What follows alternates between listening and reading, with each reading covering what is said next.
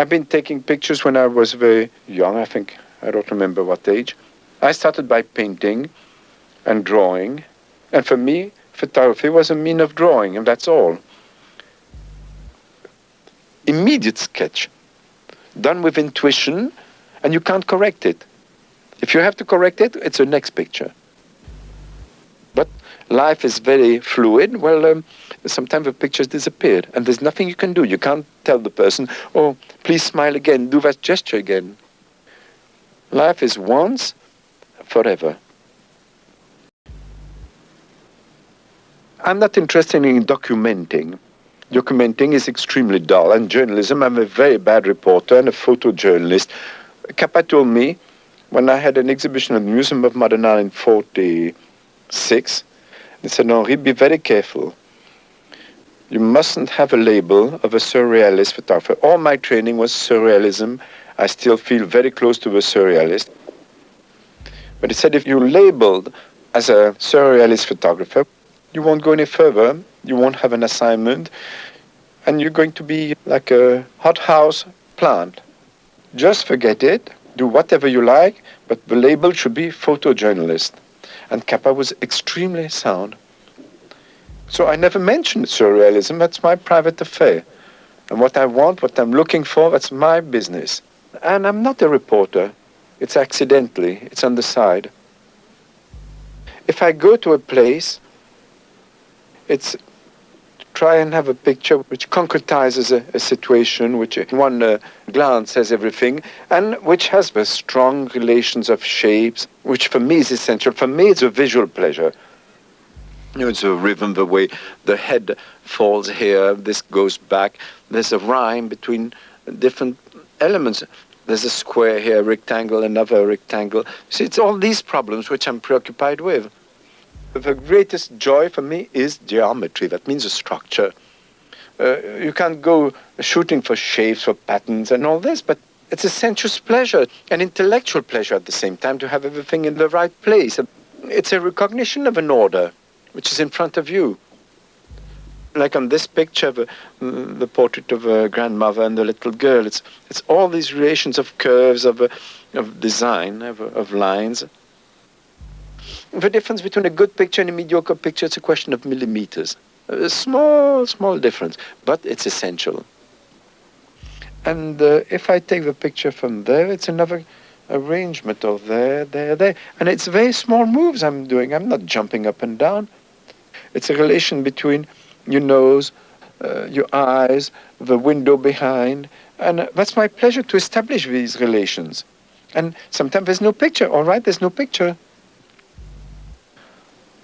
Photojournalism. It's a way of noting. Well, some journalists are wonderful writers and others are just putting facts one after the other. And facts are not interesting.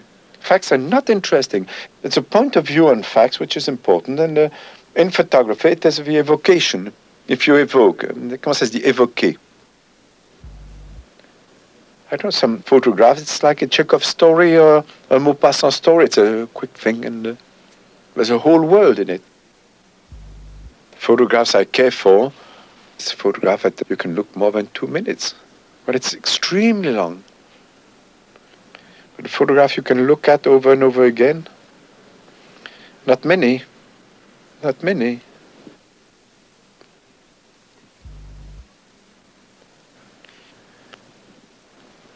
The most difficult thing for me, it's a portrait. It's very difficult. It's a question mark you put on somebody, trying to say, who is it? What does it amount to? What's the significance of that face?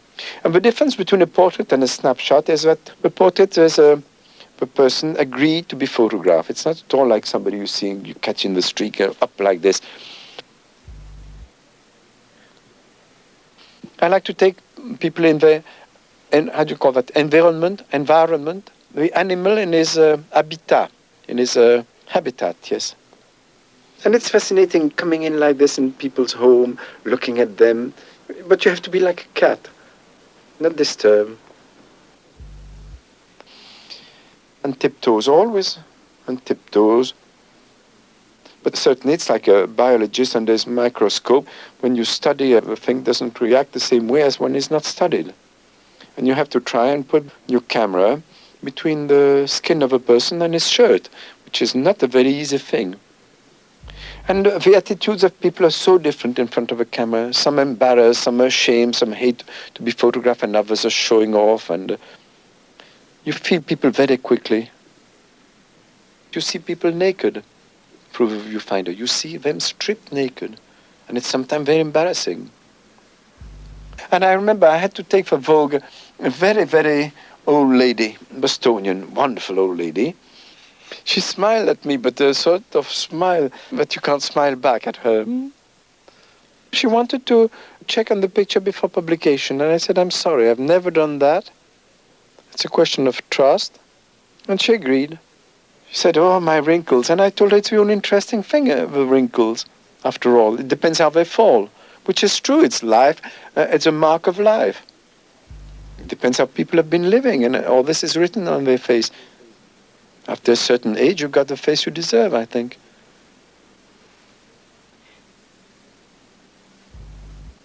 Usually, when taking a portrait, I feel like putting a few questions just to get a reaction of a person, talking as little as possible.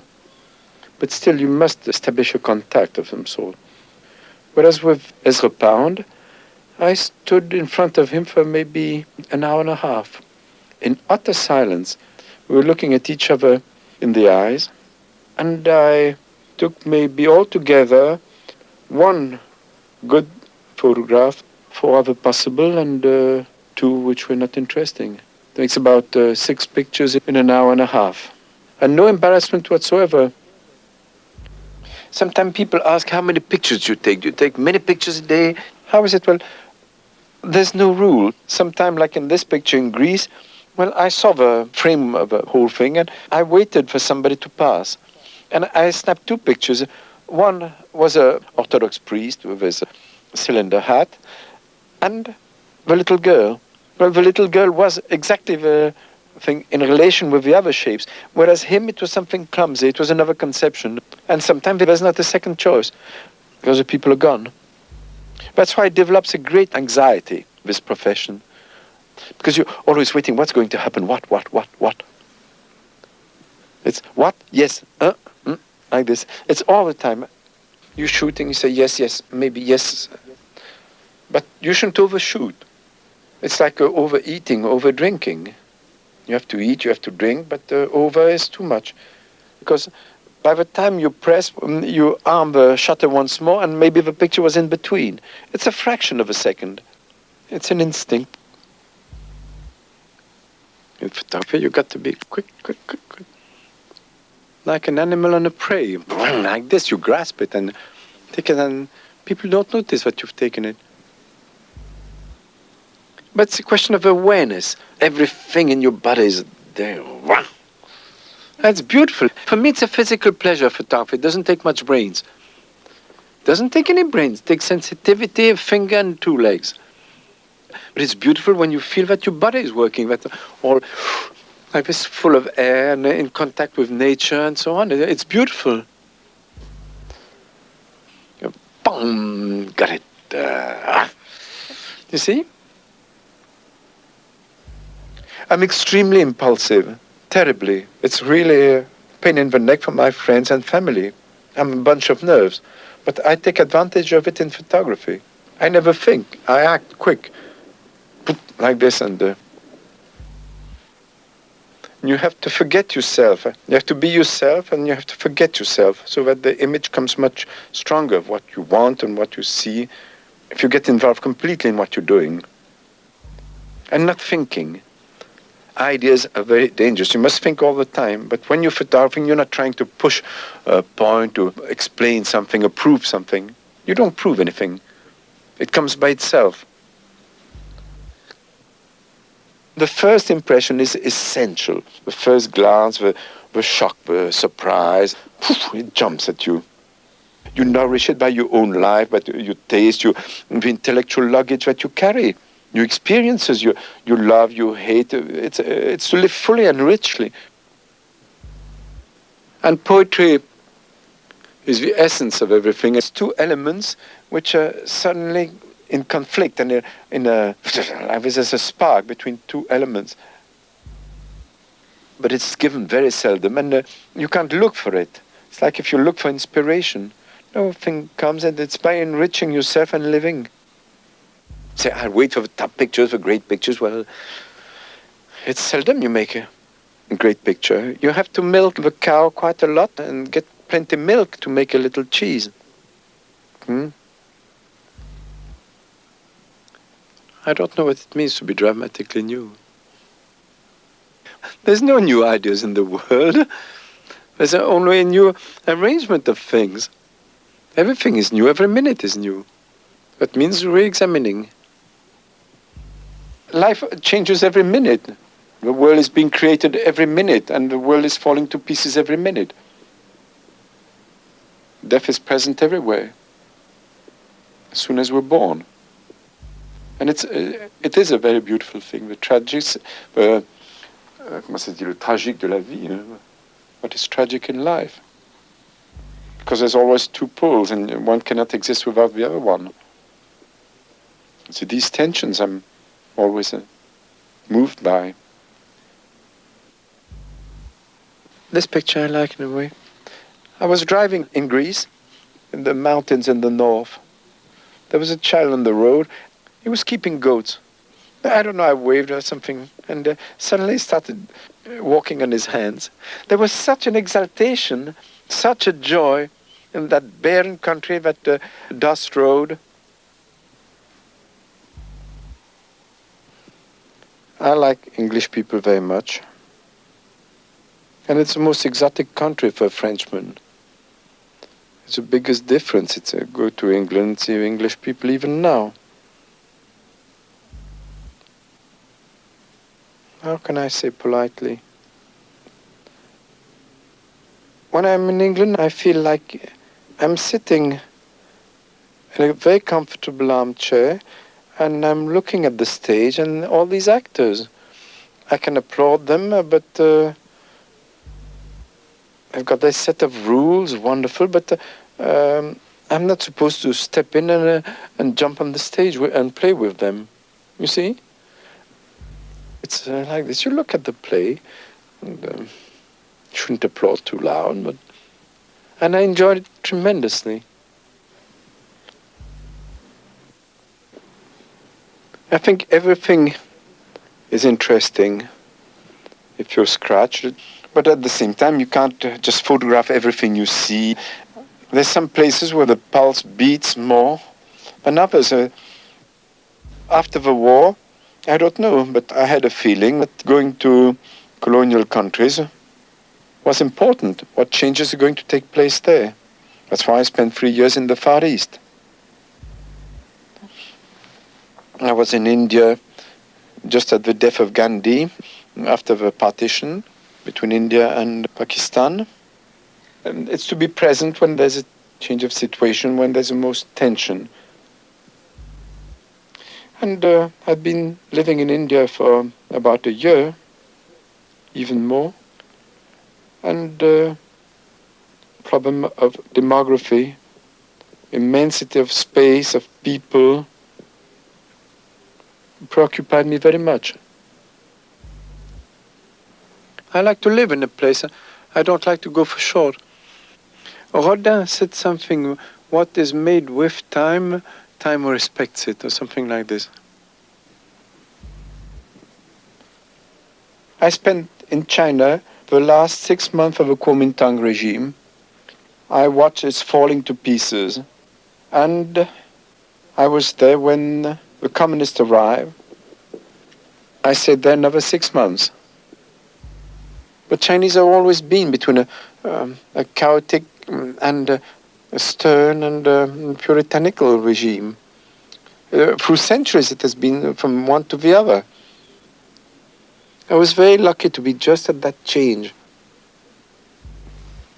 A tradition, and what remains of a tradition, and at the same time what is a revolutionary attitude and another conception of man.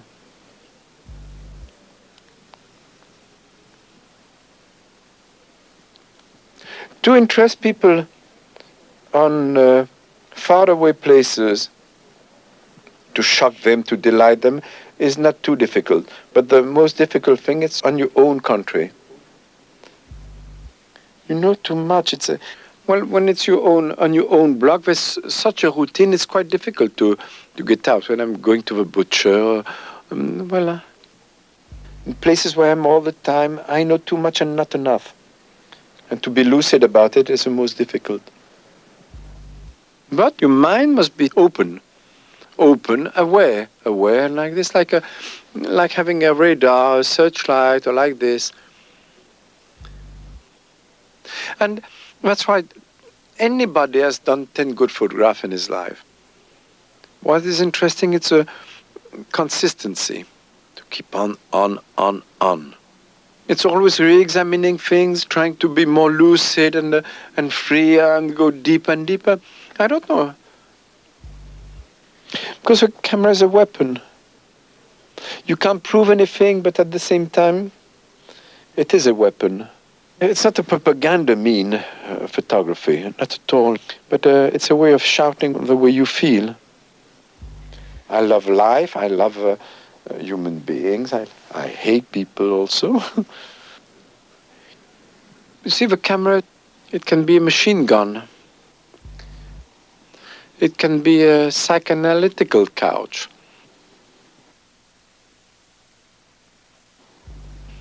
It can be a warm kiss.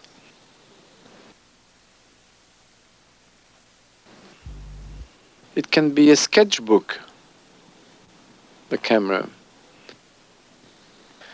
And even for me, that's strictly my way of feeling. I enjoy shooting a picture, being present, and it's a way of saying yes, yes, yes. It's like the last 3 words of Ulysses of Joyce, which is one of the tremendous works which have ever been written. It's yes, yes, yes. And photography, it's like that. It's yes, yes, yes. And there's no maybe. All the maybes, you should go to the trash. Because it's the instant, it's a presence, it's a moment, it's there. And it's a respect of it and an enjoyment. It's a tremendous enjoyment to have seen yes. Even if it's something you hate, yes. It's an affirmation. Yes.